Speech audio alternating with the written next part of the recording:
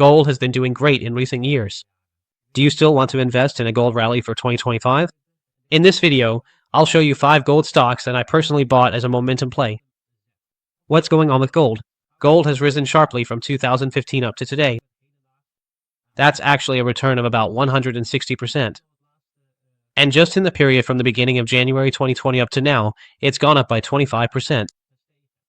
Now, here we see the ticker in front of us, GLD. That's basically the underlying value of the gold price. Another element we discussed on our channel Happy Investors is the Van Eck Gold Miners ETF. The Gold Miners ETF. That one still has some room to go. It's actually lagging behind the gold price, the underlying value, and in this video I'm presenting you 5 gold mining stocks that could potentially outperform. You can do 2 things, either invest in an ETF like the Van Eck Gold Miners ETF, which also comes with monthly fees. That usually runs around 0.5% for thematic ETFs, or you can independently choose gold stocks. One way to do that, since it's a momentum play, is to use factor analysis, and instead of shooting blindly in the dark, you can make use of top gold stocks. In other words, the screeners we use at Happy Investors. One of them, and here we actually see a selection of gold stocks that could potentially outperform within their relative peer group, namely other gold stocks. So, for example, we don't want to buy gold mining stocks from, let's say, MacBook Gold Miners, but we do want to consider ones like Goldfields Limited. And so I selected 5 that could potentially outperform within the Van Eck Gold Miners ETF, a selective focus on a few gold stocks, and in this video, I'll show you which 5 I bought. First, I'll show you which gold stocks I've purchased, and then a brief analysis will follow for each white gold stock. Don't know me yet? Welcome, my name is Jorik Vermeulen. Welcome to the Happy Investors channel. We help people with simple investing for financial freedom, and on our channel, I share my own holdings from both business and personal investing across different accounts, Maximal and a DeGiro. So every month, I publish an update on new stocks or new ETFs that I bought. And you can subscribe to our channel to keep following along. Why would you want to do that now? The year-to-date performance of our stocks is currently very strong. Here we see a 17% performance for our stocks compared to the S&P 500, which is at 6.5% for the year. So year-to-date, we're doing well. And I can also show you on our website what our proven results have been since 2022. For that, visit our website Happy Investors NL, and I think you'll really enjoy seeing our proven results. Why do this? Not for me, but for yourself. Statistically, we achieve higher returns, and that means you can also achieve higher returns. I can assure you of one thing, not everyone can say the same as us, so I'm not saying this to brag, but this is just the hard reality. We can 100% demonstrably show our results, and on average, they are significantly higher than the norm. So yes, we help people with that, and I'm very happy about it. But it's always about you, and about thinking independently. So everything we do on YouTube is free content. So we publish free ideas. If you want a focused filter on this, specifically, ideas that we believe can really outperform, then check out our website. For just $99 per year, you can become a member for stock analyses, and I can assure you, you'll probably earn that money back with just one analysis. But that's entirely up to you. Thank you for listening and for your time. Now we're going to keep our promise. The 5 stocks I bought, in no particular order, are GFI, ABM, and NEM, NGD, and a bit further down the line, SSRM. And these are all small amounts, as you can see. I have multiple portfolios, which I show in the monthly update. In total, this is about $17,000, which is roughly 15,000 euros, invested in 4 gold stocks that I selected from this filter, purely based on momentum. So we're mainly going to look at it based on momentum. This is a short-term idea, not a long-term one. What is the short term? 6 months, after which you reevaluate every quarter. But do give it time to grow at least a bit. So not on a daily or weekly basis. We don't do that anyway. It's a bit different from the usual strategy. Normally, I go for at least 12 months and then keep track of things fundamentally every month or quarter. What is the company doing? Is it still suitable for long-term investment? Yes or no? Or should I sell and buy another stock that might perform better over the same 12-month time frame? So always keep opportunity costs in mind. Alright, let's take a look at these stocks. So you see, the allocations are small. Converted, it's 5% in total of my entire portfolio, so 1% per stock. Why so little? Well, I'm not a gold expert, as you know if you follow us, and you always have to be honest about what you're good at and what you're not. But one thing I can do is analyze a lot of stocks. And sometimes you see patterns emerge where, statistically speaking, you probably have a higher chance of outperforming if you simply participate. So 5% is enough for me. If it turns out to be a successful idea, for example, it doubles or triples, then that's 50% of your portfolio and you've been able to lock in a significant profit. And you don't have to be a genius at everything to still achieve a high return simply by investing for the long term. Let's take a look at the first stock. That's Goldfields Limited. We'll go through it quickly. With these shares, and here we see some characteristics where you can see that it's a strong buy based on the factor analysis, and that's compared to other stocks within the same sector. Pay attention to that. So this is about a relative valuation. And if we look at this relative valuation, for example, the price-to-earnings ratio for next year is estimated at 8.8. Well, that's a lot lower than the sector median, meaning it's 50% relatively cheaper than the sector median. So if you buy an ETF, you're basically buying the sector median. Here, you're buying a single stock that's 50% discounted compared to the sector median. Now, relative valuation has a lot of disadvantages and a few advantages. I like to highlight the disadvantages to make it clear that there are risks involved. You can't fundamentally value gold stocks, meaning you can do a fundamental valuation, but it's highly dependent on the gold price, and you have no control over that. So as long as the gold price keeps rising, gold mines will do well, but they'll lag behind the underlying gold values. The PEG ratio is estimated at 0.26. That's very low. Personally, I don't expect these kinds of companies to be a good investment for the next 3 to 5 years. And of course, the PEG ratio is based on the coming 3 to 5 years. Total debt is manageable compared to the cash position and the cash flow it generates. Well, these gold mines can easily grow exponentially, but they can also decline exponentially. Keep that in mind. If the momentum turns, you need to get out. The revenue growth and profit growth forecasts look extremely impressive. You don't have to be Einstein to understand that these are good numbers, far above the sector median. So this is really about a relative valuation. Higher profit margins compared to the sector median. So apparently this company is doing something very well with a higher return on equity compared to the sector median. So it looks very strong. And not only that, a reliable source I use for the short term, for the next 3 months. When it comes to EPS revisions, that is, earnings per share, Zacks Rank gives it a strong buy, especially for growth and momentum. And we see their price target is around $27. If we take a look, what does it all mean? Well, first of all, be prepared for significant shocks and drops. As you can see, a 50% drop is nothing at all, and this happened in just a few months, but since then it has risen a lot. So I pick a random point and we see a plus 90%. A significant price increase, of course, in a relatively short period, and it could still go up even further. But of course, the best time to buy is when the sector is pessimistic, when people don't believe in the sector. Only, the momentum is so strong that, if we're a bit lucky, and luck isn't really the right word, but then it could push through even further, with more gains than what we have now, so an increase in returns. And what is super important here? If this happens, this scenario, then set a stop loss. Let's simply let your winners run. We'll also go through the other stocks quickly. The same characteristics, the same cyclical approach. When the momentum turns, you need to get out, so don't hold on for too long. But if the idea is successful and it starts to rise sharply, then you simply need to set a stop loss to lock in your profits. At the very least, make sure you don't have a loss on your initial investment. And use that stop loss. Please do that, because then you can let your winners run. And who knows, maybe a new gold rush will start if the momentum becomes even more positive. And that could very well happen because of inflation, interest rates, and things like that.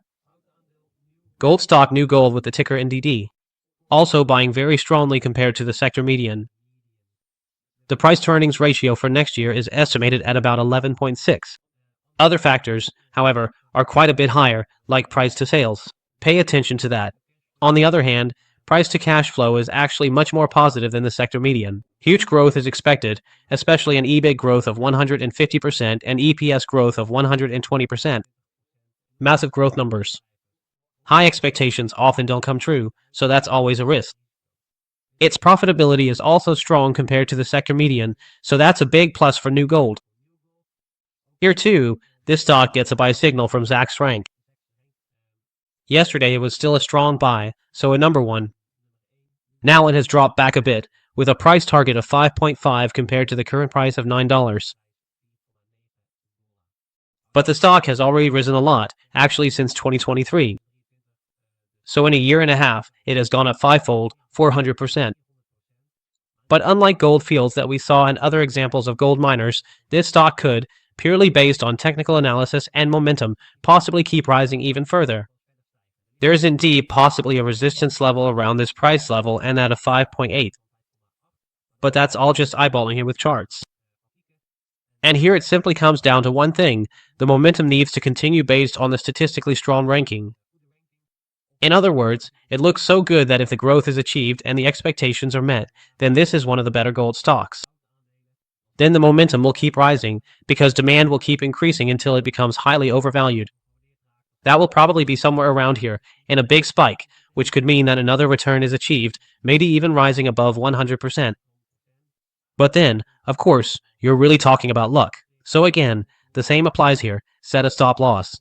If you've made a decent profit, say around 10%, set your stop loss at minus 10%.